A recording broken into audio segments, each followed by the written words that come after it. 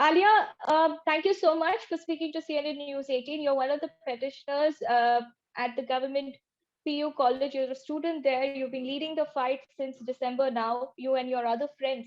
Have you moved to Supreme Court? There is a bunch of petition that the Supreme Court has heard, and it has decided that it is likely to take up the matter after the vacation. So that means that your wait for your justice, what you call, is going to be a little longer. Your reaction on that? We haven't moved to Supreme Court. It's not me or my friends who approached Supreme Court. Uh, and the the Supreme Court, like they have delayed the hearing, and they told that they'll look after this issue after the occasions. Um, I think I think I don't want to comment anything. Like it was not me who went to the Supreme Court. And right now we are planning. We haven't planned anything. We are still speaking with our Right. advocates, we are lawyers, to do what next step, and we'll look. But we are not going to compromise or step back from this struggle. We'll fight. When you say that you're not going to compromise, Alia, that what does that mean? That means I'm not going to go college without my hijab, because I approached High Court for that reason. I approached the High Court because I wanted to wear hijab. I wanted my rights back. I wanted justice. But what I can see right now is the verdict of High Court, which is saying that hijab is not an essential part of religion. We did not approach court to whether clarify that it's essential part or not. We approached to give us right back, give our constitution right. But if it was not if it was not essential part, why would struggle so much? Why would we just compromise with our studies? We are lacking behind, and people are making us illiterate. And if it was not essential part, thousands, millions of women in this world would not wear hijab. Like, But of Alia, course it's essential part. the other side is that largely it's your education that is getting compromised, and you come from a community where not many girls are educated, and women's education empowerment has been at the forefront, and it has been raised by many activists. Now, with you deciding not to go to your college unless you're allowed to wear hijab, you're a class 12 student, you're also facing board exams next month. It's your education which is getting compromised.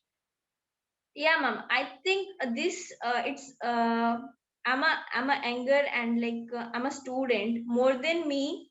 I think government and the government have to think this. Like, I'm a girl who is studying, who wants to study, and just with a piece of cloth where she's just covering her head, and that should not matter them so much. And I think my principal, my management, who just for a reason for wearing hijab, they just stop me from seeking education. I think the first thing is that they need to worry more than me, because they're the one who is teaching me, and the government need to worry about this also. The verdict which they gave, they also know that many Muslims girls will not go without hijab. They knew this, and they're straightly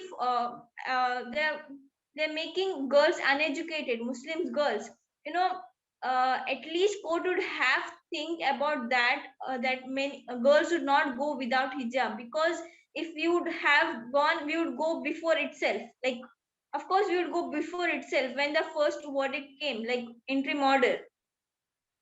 So at least they would have think about that, and like give judgment on behalf of us. But that did not happen. It's heartbreaking, and we cannot explain more how we are feeling right now. But I think even government or someone needs to think about this, that our education is being stopped. Just to stop hijab, our education is being stopped. So, Alia, let's go by the order that was being given by the Karnataka High Court. Number one, they've said 3 points. They said that hijab or veil or any kind of face covering a garment is not an essential religious practice. Number one. Number two, they said that the arguments that have been put forth regarding the CDC, if there is a rule that has been put in place saying that you have to wear a college uniform, where is the objection to that? Ma'am, we never objected that we don't want to wear uniform. Like we are wearing the same color hijab, the headscarf, and the first thing they told that it's not an essential part to cover face or something. We are not asking to cover my face. And in Surah Nur, in a words, Allah Ta'ala says that the girls need to cover their hair and their chest, and it's told as kimar. Hmm. And I think our lawyers also presented that thing, but still it's neglected or something, I don't know. But it's I just want to clear that it's an essential part, and we are not denying from wearing any uniform or something. No girl is denying from that thing. Sh- uh, it's not this generation where hijab is started in the college to wear. It's from many generations, many decades. Girls are wearing hijab. Girls are wearing hijab in institutions also, and that was not objected. Why now? Why now people are telling that it's not essential part, or uniformity and equality? You know, ma'am, when you show a picture of some equality or secularism or something which shows that unity in diversity, do you show the picture of everyone standing equal, like everyone wearing equal dress or something? But rather we show the picture of to describe the unity in the diversity or secularism. We show the picture of where a Hindu is wearing putting nama or some nama and this, and a Muslim is wearing topi, or a Muslim girl is wearing hijab, or a Christian is wearing cross, and that shows actually equality and unity in diversity. Hmm. So But I think equality doesn't come from uniform, or just by saying equality doesn't come. Equality should come from the heart, and actually equality should come like when you see people, you need to feel equal. Like you should feel okay, everyone are equal. It's not like okay, you're wearing equal thing, then you're equal. It's not like that. hmm. But the court is saying that wearing of hijab is not essential to Islam, and it's not just the court, Alia. We also spoke to Arif Muhammad Khan, who said that often Muslim women have to wear a hijab or any kind of religious garment because of the social pressure that they face. And wherever there have been calls for reform within the community, there have been strong opposition to it. So where does one draw the line, really? First thing I want to tell that I'm not following any like any human or something. I'm following my Quran. What my Quran is telling, I'm following that. And if they feel it is we are wearing for the social force or something, because society is forcing us to wear this, and right now Hmm. society is forcing us to remove this. So Hmm. what do you think? Like, we would really wear because society is forcing us to wear this? Like, more than half of society is forcing us to remove it. We would remove at that time. Like, if actually we are doing for the society or the people who are telling us, we would remove it by the time when society is forcing us to remove it. I just want to tell that we are not forced by anybody. It's my personal individual choice. When people can show up their body, when they're allowed to show up their body, then why modesty is not allowed? Like, it is also a girl's, a woman's right to cover herself. When it comes, if a girl is covering something, you people tell it's an oppression, or it's like it's she is doing by the force. No, not every girl is doing by the force. If she's covering something, not every girl is forced to cover herself.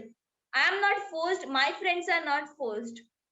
We are doing for we are doing like independent choice. It's my independent choice to cover myself, to follow my religion. So I think it's clearly a violation of my constitution, right? Because my constitution says me allows me to wear hijab. It's still so it's a clear violation of my constitution rights. and society doesn't matter because it's my personal choice to wear hijab.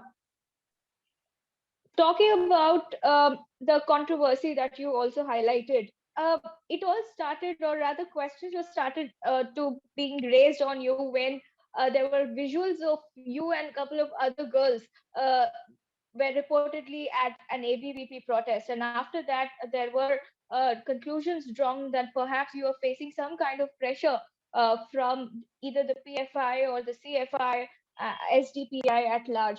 How do you counter this argument, Alia? Are Yeah, you ma'am. facing any kind of pressure? I'm telling this like I'm telling countering this question from like from a month, and uh, okay, I'll tell you again. The protest happened in September, November, sometime like in September, November, and we were not told that it was a ABV protest or something, and that was fine for a moment because it was a rape issue. A girl was got raped, and we went for her justice. It was okay for a moment because I know my intention why I went to that protest, but still we had to listen many society that what Muslim girls are doing in ABVP protest. Are you the ABVP member? Something, etc. But I never cared that because I know why I went there. I know my intention. So, but my struggle started in my first PUC itself, my 11th. Right now I'm in Hmm. 12th. The protest happened in 12th. My struggle started in 11th itself. When I wore hijab in 11th, same thing happened. They did not Hmm. allow me to go inside the class. They asked me to remove it. They forced me, whereas my seniors used to wear. And I Hmm. questioned them, why are they not allowed? We are not allowed. But they're like, no, this is a rule of college. Everyone are this, equal, equality, uniformity. They told that thing only. And we did not have much like offline class because of Corona, COVID. We did not had offline class for much time. We had online for like at the beginning also we had online. At the end also we had online class itself. So that matter could not be solved, or and we could not solve that matter also. But in second PUC, what happened is uh, we asked, our parents told, if you go and wear the hijab, they'll do the same thing. They'll ask you to go out of the class. They'll not allow you to sit inside the class, and they'll force you to remove it. So our parents told, you go to the college, but first don't wear the hijab. Go to the college for some time till because we'll come to the college and we'll speak to a principal. After that, you go. Like they had confidence that okay, principal will understand us, will respond good. But what principal did is he was not there for many time. Uh, Barely he comes to the college, and we did not get any positive response. Our parents used to wait outside the principal chamber for like 1 2 hours, and we did not get any positive response. Our parents came more than 3 4 times to request. He was just delaying and saying that we'll tell you about this. We'll have meeting and we'll tell you about this. No, he did not listen, and our parents were also tired by asking, requesting, begging. After But that, why did you approach the CFI? Why did you approach, you know that it is associated with the PFI? Now what I'm coming there. I'm coming there. Yeah. So after that, our parents were also tired. Like after requesting so much, we did not get any positive response, and we were also, because we were compromising. Like for many days, we compromised. We went without hijab, and that was really uncomfortable to be without hijab. And so later on what happened is our parents told us to go wear hijab. It's okay, it's enough of requesting. They can't stop you. It's a government college. It should run in a constitution values. Like it should run on the constitution values. They can't deny you from that thing. Let's see what happens. So we just wore the hijab and we went.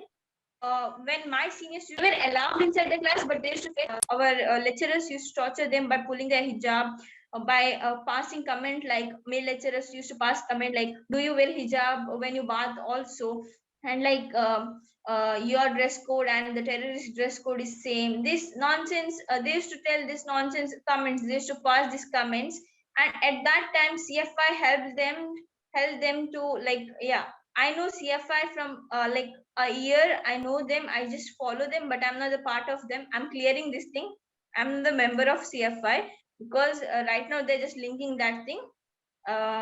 I'm not a member of CFI, but I know them. Our parents also know them because they have helped many girls or many students. That's a student association which helps students. Like they have gave scholarships, etc., etc. So we know them from like many time. Our parents and we approach them for a help, and they But have solved. CFI and PFI earlier have also been booked for their controversial links. You're aware of that.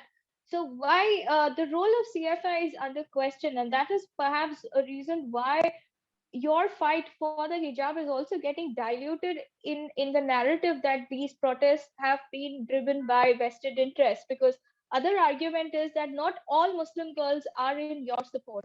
How do you counter that? Ma'am, I just want like yeah, why all Muslim girls are not in my support? That doesn't matter me. Okay, and first thing that doesn't matter me. Everyone's it's a personal choice. Like if it's not forced. Like if you want to support me or something, and if it's not forced also to wear hijab or something, their personal choice. If they want, let them wear.